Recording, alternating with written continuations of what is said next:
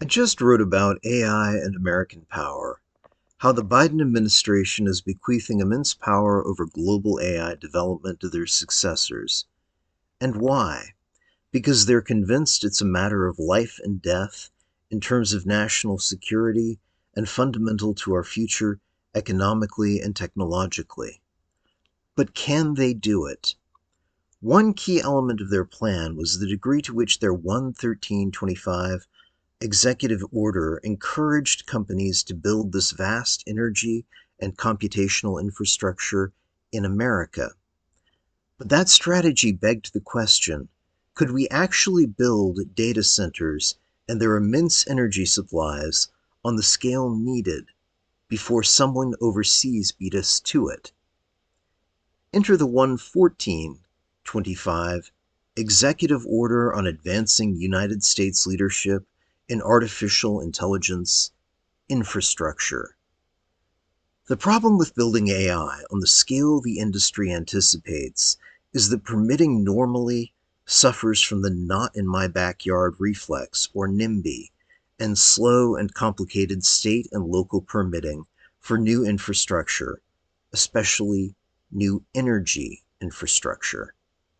The Biden administration sidestepped the entire issue by opening federal lands to construct AI frontier data centers where the most cutting-edge research is done, and to the clean energy production needed to power these labs. That cuts local and state rules out of the equation, while also cutting red tape on federal permitting as much as possible short of an act of Congress.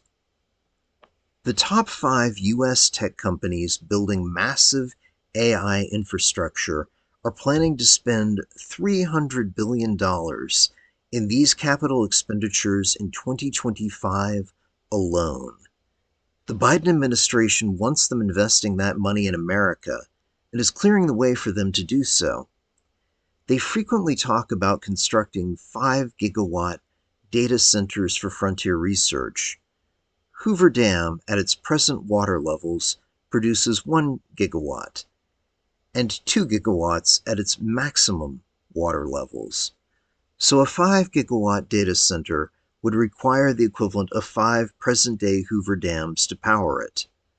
We're discussing 6 sites, so assume at least 30 Hoover Dams worth of energy. You can see the challenge.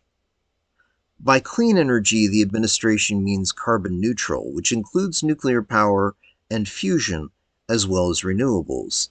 The incoming administration may want to use fossil fuels, but that would take an act of Congress.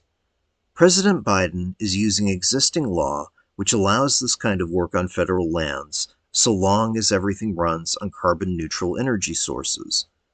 Whether the next administration runs with this executive order or their own version of it, Biden is handing them, combined with his interim final rule on artificial intelligence diffusion, the means to dominate AI well into the future. Given this is almost certainly the decisive decade in AI, they are passing on an incredible gift. We shall see what comes of it.